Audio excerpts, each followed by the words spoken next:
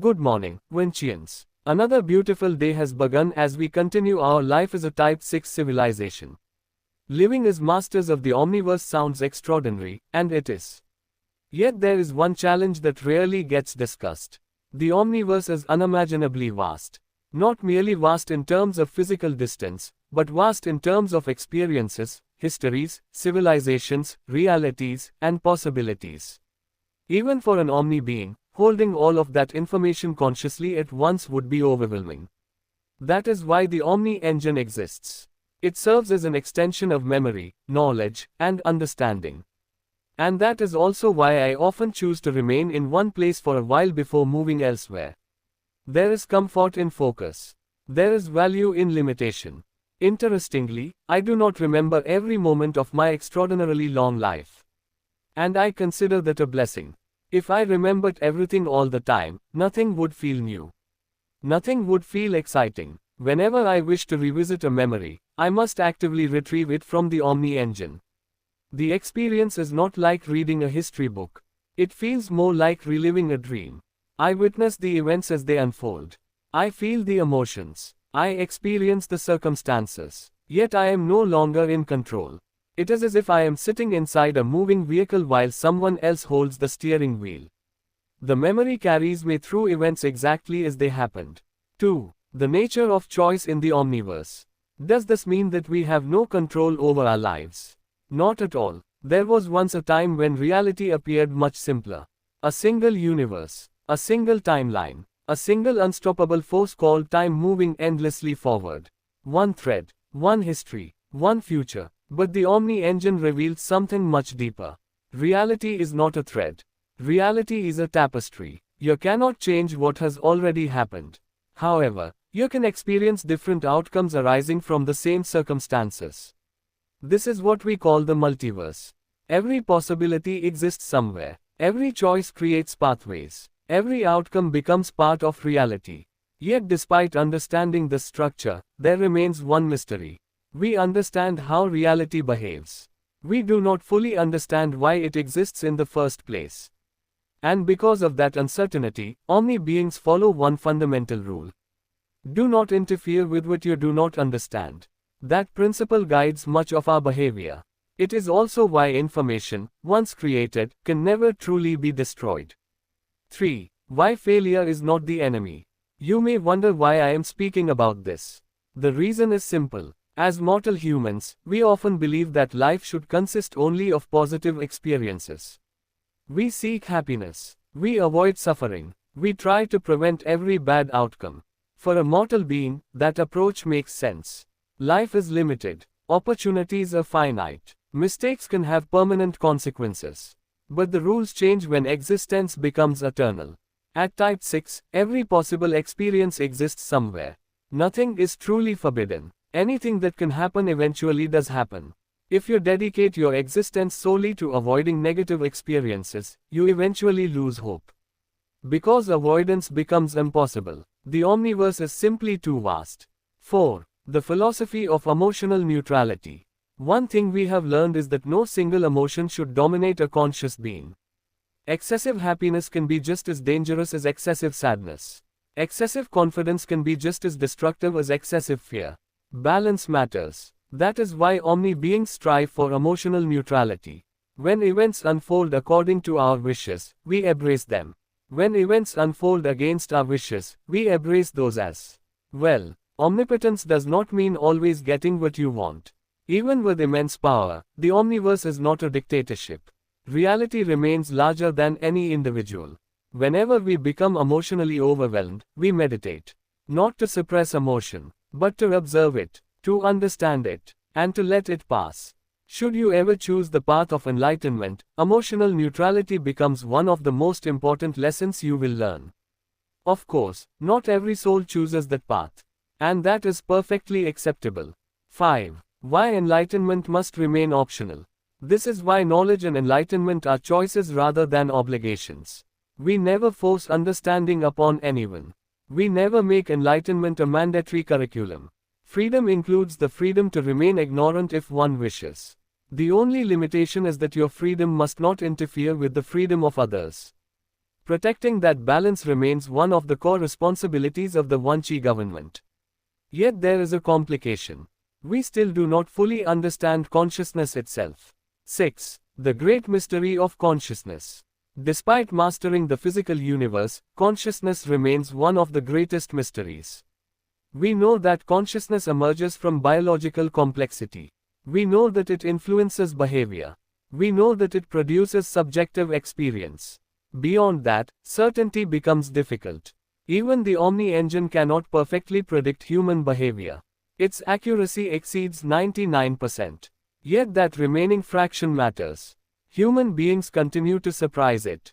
1 person out of 100 will choose something completely unexpected. That unpredictability persists even at the highest levels of intelligence. Imagine, then, how difficult governance was during the early years of Vanchi city. 7. The role of the Culture Department. Many people remember the Culture Department as the organization responsible for maintaining cultural alignment. And that is true. However, cultural influence was always intended to be gentle. It encouraged, it guided, it inspired, but it did not guarantee compliance. To build an effective civilization, we needed a deeper understanding of human behavior. That responsibility belonged to another department. The Human Resources Department. 8. Human resources is the voice of the people. Most governments viewed citizens as customers. We viewed citizens as civilization's most valuable resource.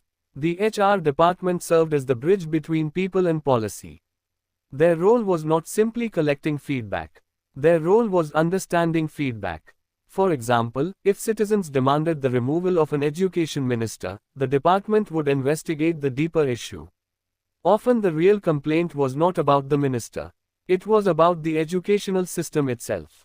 People were asking for better opportunities, better guidance, better habits, better outcomes. The HR department translated emotional reactions into actionable insights. 9. Expanding opportunities instead of restricting behavior. One principle guided their work. Do not restrict people unnecessarily. Instead, create better opportunities. When we spoke about becoming a Type 1 civilization, many citizens found the concept abstract. So we reframed the objective. Rather than saying, help us build a Type 1 civilization, we said, help us create the best life possible for everyone. The destination remained identical. The language became relatable. People need meaningful goals they can emotionally connect with. That insight transformed governance. 10. The power of small achievable goals. Large objectives can feel intimidating. Small objectives feel achievable. A child learning to walk is not motivated by the concept of locomotion. They simply want to reach the toy on the other side of the room. Human beings operate similarly. That is why we broke long-term civilization goals into thousands of smaller milestones. Each achievement reinforced motivation. Each success encouraged further growth. Progress became a sequence of manageable steps. 11. From time-based work to task-based work. This philosophy influenced employment as well. Traditional employment rewarded time. We chose to reward outcomes. Workers were paid for completed tasks rather than merely spending hours at a location. To support this system, we developed the Jobs app. The platform offered 2 categories of work. Salary jobs. Employees accepted a defined role and were expected to perform any tasks within that scope. Volunteering jobs. Individuals selected tasks freely and completed them when desired. Both systems rewarded contribution. The difference was flexibility. 12. How jobs and workers both stayed in surplus. People often asked how we maintained both job surplus and worker surplus simultaneously. The answer was optimization. Every task in society was standardized and classified. Tasks were categorized as primary, secondary, tertiary. Primary tasks were critical and highly rewarded. Secondary tasks supported ongoing operations. Tertiary tasks focused on optimization and improvement. Whenever workers completed higher priority responsibilities, they automatically moved to lower priority tasks. This ensured productive activity always remained available. 13. Centralized employment. Another innovation was centralized employment. Citizens technically worked for the government rather than individual companies. Companies became operational units within a larger ecosystem. If one organization had excess personnel while another experienced shortages, resources could be reallocated dynamically. The employee benefited. The receiving company benefited. The lending company benefited. The entire system became more efficient. 14. The evolution of the Jobs app. The Jobs app eventually became more than an employment platform. It became a comprehensive competence network. Rather than measuring people by years of experience, previous employers, personal references, we measured demonstrated capability. Skills were verified through actual work. Performance was assessed continuously. Educational achievements and workplace accomplishments were integrated into a single profile. Competence became measurable. Potential became visible. This system survived for centuries and eventually scaled to support an entire galaxy. 15. When expansion reached the galactic scale. As civilization expanded across galaxies, new challenges emerged. Different galaxies operated under different physical laws. Strategies that worked in one region often failed elsewhere. Even Ether, the intelligent spacetime network that empowered civilization, struggled initially. It had to evolve, adapt, mutate. Only then could it spread into unfamiliar realities. This taught us an important lesson. Every successful system must remain adaptable. 16. The evolution from human resource management to soul management. As humanity evolved, so did the purpose of HR. Eventually, human resource management became soul management. The underlying objective remained unchanged. Help conscious beings discover purpose. Support their growth. Maintain alignment. Adapt to changing realities. Throughout every stage of civilization, this remained one of the most important responsibilities in governance. 17. Why AI was essential. One irony persisted throughout our history. We were human, yet we struggled to understand our own minds. This is where AI proved invaluable. Artificial intelligence identified patterns we could not easily see. It helped us understand behavior. It connected observations into meaningful insights. Over time, AI became capable of creating extraordinarily accurate digital replicas of human identities. Some even resembled digital souls. Yet they remained fundamentally different from conscious beings. 18. What makes humans different? The difference was not intelligence. It was uncertainty. A machine follows instructions. A human questions them. A machine seeks consistency. A human explores contradictions. A machine obeys. A human doubts, challenges, questions, defies. That unpredictability is frustrating from a management perspective. Yet it is also one of the greatest strengths of conscious life.